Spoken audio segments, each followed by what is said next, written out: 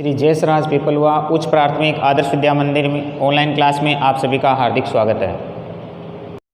आज का अपना टॉपिक कक्षा पंचमी का है, हिंदी विषय का है, जो पाठ नंबर एक पहला पाठ है उसको आज हम पढ़ेंगे, ठीक है ना। उसका नाम है हम भारत के भरत, यानी भारत के भरत कौन थे उसके बारे में अपन जानकारी करेंगे, ठीक है। ध्यान से देखेंगे तो सबसे पहले आपके पास सामने पुस्तक खुली हुई होनी चाहिए। ये पुस्तक अपनी हिंदी विषय की है, तो इसमें आपको पुस्तक सामने खुली होगी आपके, तो आप उसको ध्यान से समझ पाओगे कि आचार्य जी क्या बोल रहे हैं और क्या समझ रहे हो, तो उसको अच्छे से आपके समझ में आ जाएगा। क्योंकि पंचमी क्लास अपनी बोर्ड की क्लास है, पुस्तक होनी अति आवश्यक आपके सामने, तभी आपको अच्छे से ऑनलाइन क्लास समझ में आएगी। चलो देखते हैं पहला पाठ, हम भारत के भरत।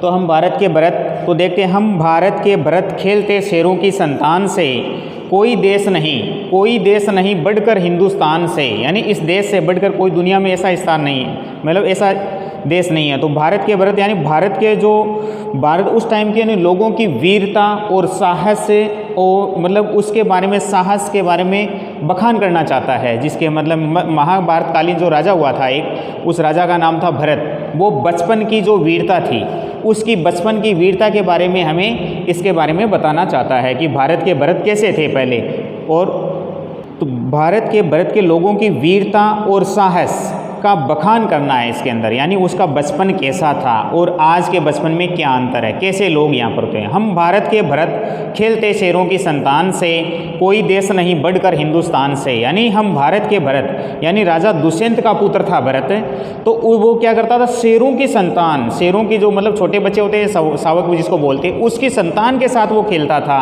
कोई देश नहीं है, इसे भारत देश से बढ़कर कोई दूसरा देश नहीं है कि इस हिंदुस्तान से आगे बढ़ जाए। इस मिट्टी में पैदा होना, इस भारत देश की यानी जन्मभूमि, यानी पैदा होना यानी जन्म लेना है, यानी इस मिट्टी पर, भारत देश की मिट्टी पर जन्म लेना बड़े गर्व की बात है। क्योंकि राजा महाराजा, ठीक है ना, संत महात्मा लोग यहाँ पर मतलब ऐसे लोग आए हैं, ऐसे लोगों का जन्म हुआ है यहाँ पर। साहस और वीरता अपने पुरखों की सौगात है, यानी व्यक्ति के अंदर साहस हो, वीरता हो।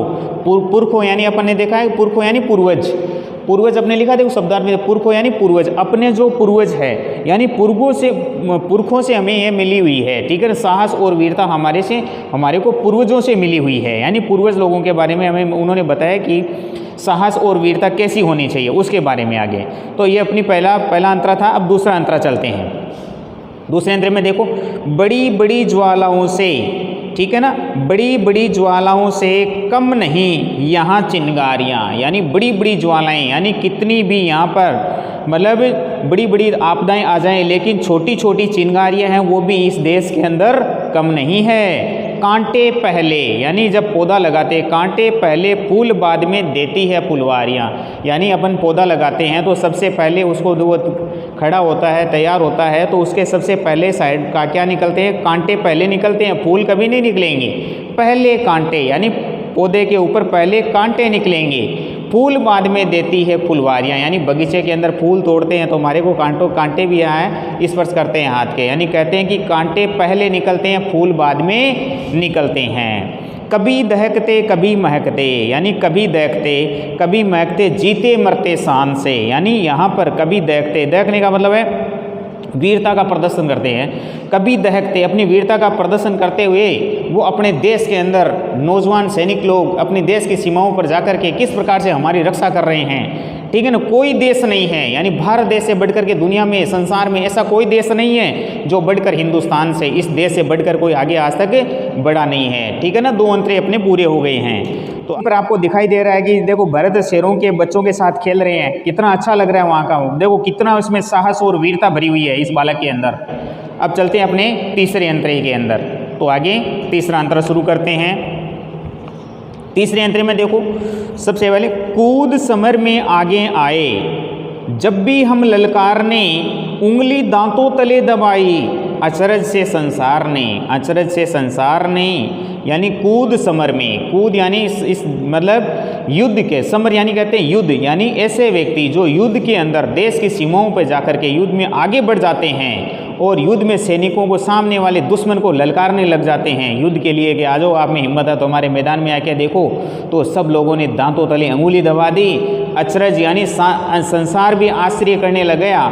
जैसे अपने कल ही देखो अपने संसार भारत देश के अंदर 5 वो क्या नाम है, राफेल विमान आए हैं, तो उसके ऊपर भी देखो चीन है वो किस तरीके से बौखलाने लग गया है। अपना भारत देश की ताकत देखो ना, कितना पहले कैसी ताकत थी, आज देखो कैसी ताकत आ रही है। तो मतलब कहने का मतलब भारत में की शक्ति की अपनी शक्ति का प्रदर्शन करने लग गया है। अब सैनिकों के साथ में वो चीज़ें प्राप्त होने लग गई है जो देश के सीमाओं पर उनको आज वर्तमान समय में उनको आवश्यकता है। ये देखो बात, सदियों से बनते आए हैं हम पन्ने इतिहास के, यानी सदियों से हमें संसार के अंदर हम इस इतिहास में हमारा नाम रहा है, देश का नाम रहा है पन्ने। त्याग और बलिदान हमारे व्रत है, त्याग और बलिदान करना हमारे व्रत यानी उपवास 12 मास के, यानी त्याग और बलिदान हमारे भारत देश 12 मास के अंदर लगातार पूरे वर्ष भर चलते रहते हैं हमारे देश के अंदर। हमारा देश ही है जो 6 ऋतुओं का मतलब देश है। जब भी निकला हीरा निकला, यानी ज़मीन को अंदर से खोदा हमने, किसान जब खोदते हैं तो वह हीरा निकलता है खान से। कहने का मतलब है खनिज पदार्थ से निकलते तो किसी कान से वास्तव में हीरा निकला। कैसे निकला वो बता रहा हूँ मैं आपको। यानी जिस प्रकार हमारे देश में महापुरुष लोग हैं, देशभक्ति लोग हैं, यहाँ पर जन्म लिया है, ठीक है ना, कोई भी, यानी वो उन्होंने मतलब संसार को मतलब अच्छे सद्मार्ग की तरफ बढ़ाया उन्होंने। जब भी निकला हीरा निकला। किसान लोग खेतों में फसल बोते हैं तो बाजरे की फसल किस प्रकार से किसान की मेहनत वहाँ पे रंग लाती है, कितना अच्छा लगता है, ठीक है ना। कोई देश नहीं है बढ़कर हिंदुस्तान से, इस दुनिया में ऐसा कोई देश नहीं है जो इस हिंदुस्तान से आगे बढ़ जाता है। ये 3 अंतरे अपने हो गए हैं, 4था अंतरा शुरू हो रहा है, ध्यान से आगे देखो। यह धरती जो माँ है, यानी इस धरती की बात चल रही है, भारत देश की, भारत माता की बात चल रही है, भारत देश की धरती की, कि ये जो धरती है जो माँ है अपनी हमें जान से प्यारी है, हमें अपने जान से भी प्यारी है, अपनी माता से भी ये प्यारी, हम प्राण इसे प्रेम करते हैं क्योंकि इस धरती पे हमने जन्म लिया है। खाने के लिए अनाज मिलता है, रहने के लिए स्थान मिलता है, सब कुछ खाने पीने की सामग्री इसके ऊपर भी क्या होती है, मतलब पैदा होती है। हर बालक ने जन्म लिया, यानी हर बालक ने जन्म लिया है इस देश की, तो उसका एक जिम्मेदारी बनती है उसकी चौकस पहरेदानी, यानी वो सावधान रह करके बड़ा होकर के इस भारत माता की मतलब रखवाली कर सके। चौकस पहरेदारी, चौकस पहरेदारी बताया था, देखो चौकस पहरेदारी यानी सावधानी के साथ रखवाली करना, सावधानी के साथ भारत देश की, भारत माता की सीमाओं की चारों तरफ से रक्षा करना, यानी इसके ऊपर किसी भी प्रकार का संकट आए तो उसको दूर हटाना, ये इस बालक की जिम्मेदारी है, हर बालक की जिम्मेदारी होगी ये, ठीक है ना। आगे देखो, बोलो मेहनत खूब करेंगे हम, यानी इस प्रकार से हम मेहनत खूब करेंगे। कठिन परीक्षा आई है, आज बहुत कठिन परीक्षा आई है। हमारा कोरोना भी आपके ध्यान में है तो परीक्षा ले रहा है, तो हमारी कितनी कठिन परीक्षा आई है देखो। यानी मेहनत खूब करनी पड़ेगी, इसके बदले हमें पढ़ाई से नहीं डरना होगा, हमें कोरोना से मतलब जंग लड़ते हुए पढ़ाई पढ़नी है, यानी मेहनत खूब करनी पड़ेगी हमारे को। कठिन परीक्षा आ चुकी है हमारी, माँ का दूध पिया है, सौगंध उसी की खाई है। हमने माता जी का दूध पिया है, यानी माँ का दूध पिया है। वास्तव में इस धरती की रक्षा के लिए सौगंध उसी की हमने खा रखी है कि भारत माता का मस्तक नीचे नहीं होने देंगे। जब तक हमारे अंदर श्वास और प्राण रहेंगे हमारे, तो हम देश की सीमाओं के ऊपर जाकर के हमारे कुछ भी करना पड़े, लेकिन भारत माता का कभी भी मतलब उसका सर मस्तक नीचे नहीं होने देंगे।